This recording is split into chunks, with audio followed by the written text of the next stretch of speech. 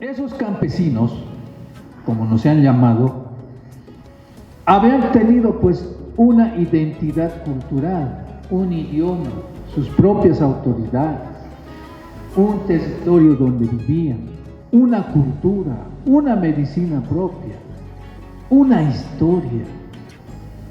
Todos estos elementos son parte de lo que después, ya por primera vez, aquí se habla. No solo somos campesinos, sino también somos naciones originarias. ¿Por qué se las celía? Porque hasta esos tiempos solo se decía el movimiento campesino, el movimiento obrero, ¿no ve? Nunca se referían a las naciones, a los pueblos originarios. Entonces, por eso Walter nos decía, esta tesis es importante conocerlo, porque es por primera vez que los campesinos nos autoidentificamos como naciones originarias. Aquí nace lo que después se llamó la alfabetización en idioma originario, ¿no ves? Se ha reconocido primero 3 idiomas, el aymara, el quechua y el guaraní, porque eran idiomas mayoritarios, digamos. Se ha hecho una alfabetización esos años, no se ha querido recuperar algo de los pueblos indígenas. Y ahí, en esos años recién, estamos hablando de un poquito más de 40 años, recién, hermanos y hermanas, se habla de derechos de los pueblos indígenas. Y más aún, cuando ya conmigo hemos avanzado, el convenio 169 de 1989, ¿no? Que por primera vez dice, estos indios también habían sido pueblos indígenas. Entonces, recién un poco avanzamos en nuestros derechos. ¿Qué significaba eso? Significaba que se debería respetar nuestros territorios, nuestra cultura, nuestra lengua, nuestras autoridades originarias, todo lo que como nación teníamos. ¿No ve? Eso nos ayudó el convenio 169. Y con la marcha de 1990, iniciado en el Beni, ¿no? Con los hermanos aquí, tal vez, entonces el hermano se recuerda, ha debido estar hasta en esa marcha. Imaginen, estamos hablando de hace poquitos años, que recién ese año ya hemos hablado de que este país, Bolivia, llamado Bolivia, no solo había sido pues una cultura castellana, habíamos sido pues muchas culturas. Entonces ahí es que recién empezamos a decir, entonces si somos culturas, si somos naciones originarias, ¿cómo tiene que ser nuestra educación? Ya, obviamente la educación debe responder pues a esa realidad. Entonces desde esos años, hermanos y hermanas, estamos luchando por lo que ahora estamos mirando, una educación que respete la identidad cultural, los derechos de los pueblos indígenas originarios. Ahí hemos empezado. Y también Walter nos decía, desde esos años ya hemos impulsado que con la 1565 de 1994, ¿no? Ya por primera vez como política de gobierno, por lo menos, ya se habla de educación intercultural bilingüe. ¿Qué quiere decir eso? Que por lo menos en las escuelas, en el básico, la educación debe ser también en el idioma originario, por primera vez. Y también se puede conocer las identidades, un poco de cultura. O sea, todavía no estábamos reconocidos como nación, ¿no? Estoy hablando de 1994, hace 20 años más o menos, poco más. O sea, se dan cuenta cómo se ha ido cambiando nuestra lucha. Ya, a ver, ¿dónde está el hermano de Sucre? Ahí no me van a dejar mentir. Antes de, cuando estaba en el golpe del Banzer, yo me acuerdo, yo era chiquito, en la plaza principal de Sucre no dejaban entrar a los hermanos tarabuqueños porque tenían su traje bien bonito. No podían entrar a la plaza, ¿no ves? Hasta esos años la discriminación era todos los días. Igual en otros pueblos, por ejemplo, los hermanos mojeños, pues en Trinidad igual estaba prohibido hablar idiomas originarios. Por eso se han olvidado también. Les castigaban a palazos. Estamos hablando de hace 20, 30 años, hermano, todavía seguía habiendo racismo. Entonces, fíjense, con la 1565 hemos logrado que por lo menos podamos aprender en la escuela en nuestros idiomas propios. Así poco a poco hemos ido avanzando hasta que en 2007 ya hemos tenido la Asamblea Constituyente. Ahí es donde recién empezamos a debatir pues el tema de los pueblos indígenas. Ahí recién decimos este estado, este país que se llama Bolivia, había sido plurinacional. Que los indios no habían sido un problema para el desarrollo, sino más bien los pueblos indígenas habían sido la realidad de este país y la base para hablar de cualquier tipo de desarrollo. O sea, hay que tomar en cuenta lo que como pueblos indígenas aportamos al país, ¿no?, en el desarrollo. Por eso se habla de Estado plurinacional. Producto de todas esas luchas, marchas, movilizaciones, enfrentamientos con el ejército, con la policía, para que se respeten nuestros derechos, ¿no? Eso ha costado tener la ley 070.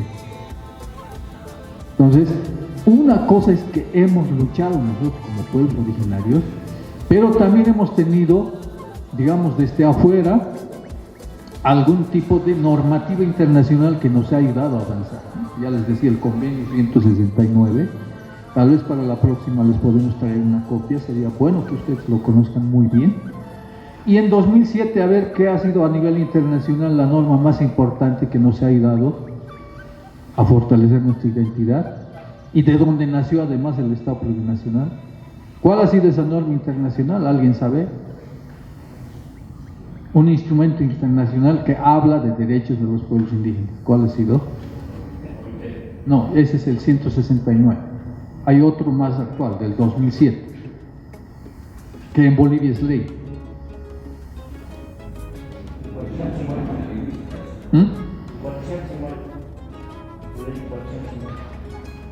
A nivel internacional, hermano, ha aprobado el 2007 a nivel internacional. Les doy la orientación. Las Naciones Unidas han aprobado. ¿No se acuerdan? Estamos hablando de hace 12, 13 años. No, es el convenio 169. Efectivamente eso nos ayuda mucho porque ahí es donde ya se habla de derechos de los pueblos indígenas. Pero hay otro más fuerte, digamos, de 2007. ¿Cuál es?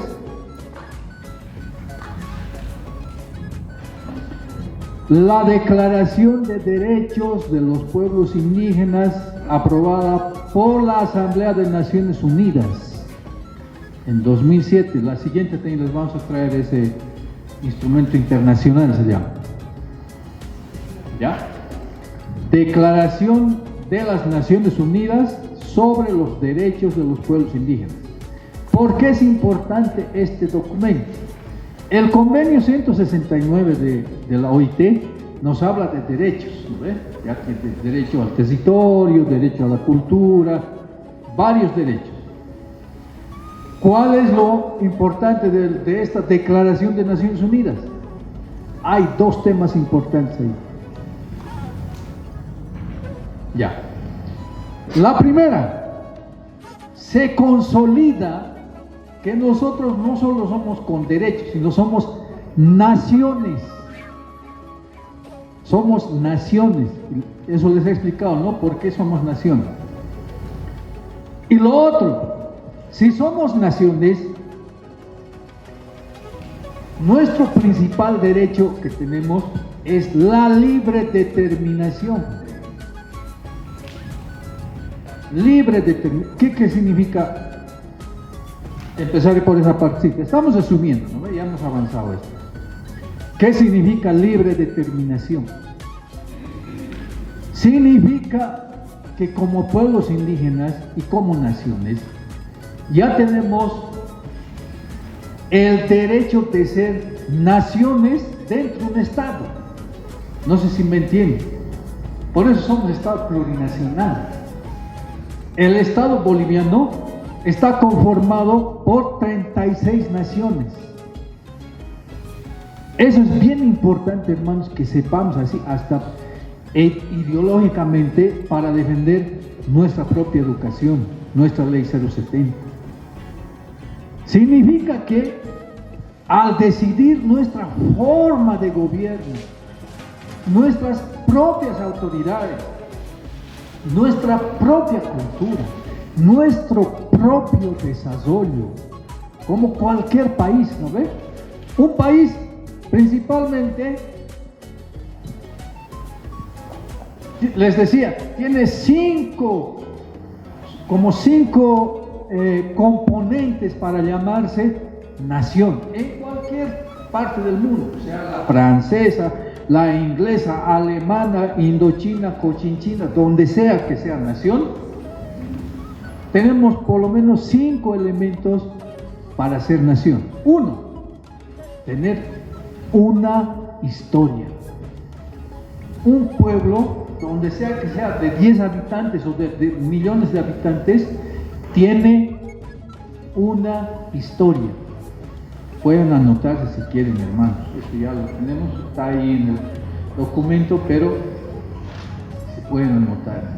Para ser nación, como digamos, como requisitos, ¿no ve? Para ser nación, uno tiene que tener historia. Aquí nosotros, los 36 pueblos indígenas originarios, tenemos historia, cada pueblo. Segundo, tener un territorio. Todas las naciones en el mundo tienen un territorio. Aquí nosotros siempre hemos tenido un territorio. Todos los pueblos hemos tenido territorio, exceptuando, digamos, el pueblo afro, ya, que no es que no tenga un territorio, sino que comparte más bien un territorio en unas regiones con otras culturas, pero son parte de esa región. Si no tuviera territorio, ¿dónde van a vivir? ¿No? Entonces, ese es el segundo, digamos, una segunda categoría para hablar de nación. El tercero es tener una cosmovisión, una identidad cultural. Ya, por más que me digan,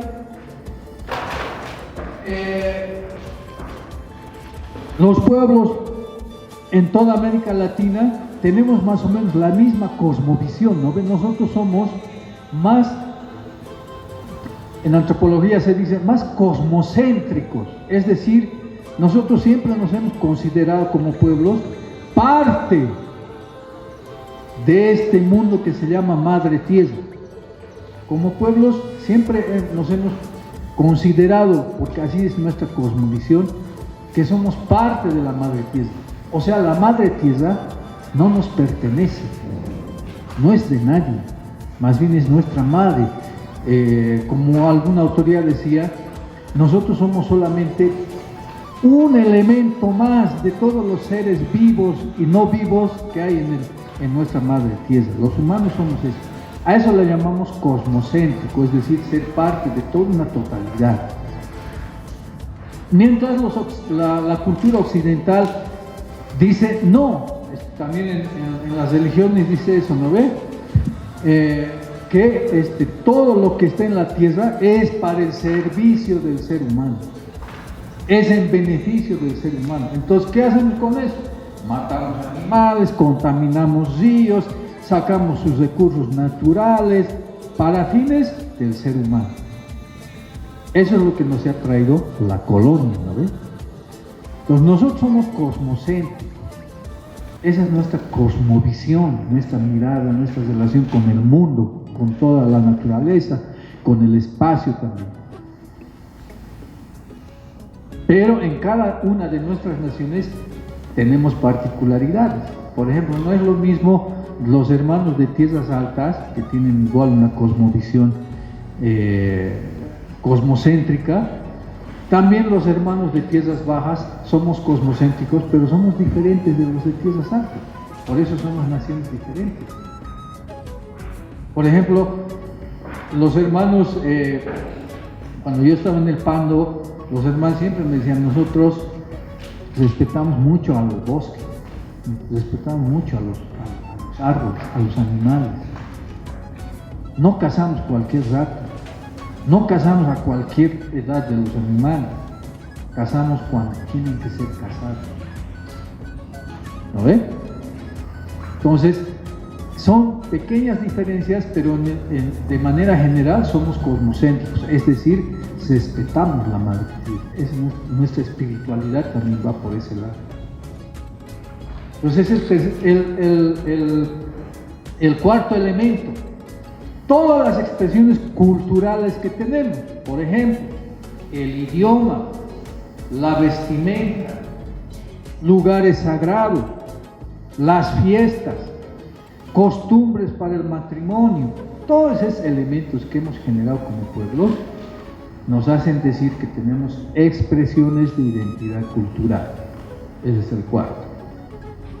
Y el quinto es todo lo que tiene que ver con organización social. Por ejemplo, tenemos nuestras propias autoridades, ¿no? Tenemos lo que se llama, eso algún momento vamos a debatir también, hermanos. Por ejemplo, la Declaración de Derechos de los Pueblos Indígenas de Naciones Unidas no habla de usos y costumbres, habla de normas y procedimientos propios. De cierto modo hay una diferencia, podemos explicar luego por qué es así. Pero, ¿a qué se refiere este 5? Que nosotros tenemos nuestras propias formas de elegir nuestras autoridades. Ya no es lo mismo que los hermanos de tierras altas, por ejemplo, eligen cada año a sus autoridades en asambleas en consenso, o sea, no hay debate, que se llama, no hay elecciones con papelitos, no dicen, en asambleas eligen, todos tienen que estar de acuerdo, explican todo. Esa es una forma. En las capitanías, por ejemplo, del pueblo guarayo, del pueblo guaraní, igual son diferentes también, no se eligen de la misma manera, tienen ellos sus zonas regionales, ¿no? Son diferentes formas que tenemos para elegir nuestras autoridades. Tenemos nuestra justicia también. Hasta ahora se sigue manejando, por ejemplo, que la justicia comunitaria, ¿no ves? La justicia comunitaria, directamente a la cabeza ya de la gente entra que es linchamiento, que es asesinato, castigo. La justicia de los pueblos indígenas, así como se llama, justicia de los pueblos indígenas, no es eso. Más bien lo que habíamos hablado, ¿no ves? Más bien reparativa, es decir, preventiva. Nosotros como pueblos indígenas no necesariamente vamos al castigo, a la sanción como es la justicia ordinaria, ¿no ves? Nosotros más bien vemos la causa del problema, reflexionamos, hasta algunos temas que son delicados lo tratamos en asamblea, tenemos nuestras formas propias de resolver nuestros conflictos. Entonces, todos estos elementos que tienen que ver con organización comunitaria, autoridades, forma de producción, forma de resolver justicia, cómo nos educamos, es también otro elemento de la identidad como nación. Entonces, con esos criterios, las Naciones Unidas han dicho, ya muy bien, exacto, eso, así es.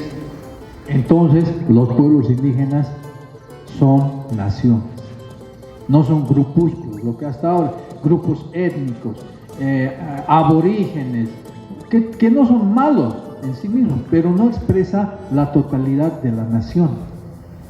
¿Me entienden, no ve? Entonces, eso hemos abordado en el primer taller. ¿Para qué? Porque en base a esa explicación, a esos antecedentes históricos, en base a esa forma de analizar nuestra realidad como pueblos indígenas y originarios, ha salido la Ley 070. A partir de esos criterios tenemos el modelo educativo sociocomunitario y productivo. Eso es lo que hemos hecho, hermanos, en el primer taller. Ahora, este segundo taller, como también les he explicado, ¿no ve? Son 3 talleres que vamos a tener, principalmente para las hermanas que están viniendo por primera vez. Un primer taller que ya hemos tenido ha sido el análisis de dónde surgen estos conceptos de descolonización, despatriarcalización, por qué hay estas políticas educativas ahora, ¿no ve? Todo eso hemos hablado en el primer taller. Este segundo taller vamos a profundizar en el conocimiento del modelo educativo. ¿Cuáles son los componentes del modelo educativo? Ya en este segundo taller. Por eso nos van a acompañar hermanos que conocen el tema. Ya nuestro hermano, agradecerle por el apoyo que nos va a dar, el hermano Cristóbal, que ha trabajado muchos años también con los CEPOS, mucho tiempo ha estado apoyando en el diseño curricular del Ministerio de Educación, conoce muy bien lo que se ha hecho en educación intercultural, y hoy vamos a trabajar con él cómo estamos en el modelo educativo, qué hemos avanzado, qué debilidades hemos tenido, qué logros, todo eso vamos a ver. Y mañana ya vamos a profundizar, va a venir el hermano Pedro Apal, ¿no ven?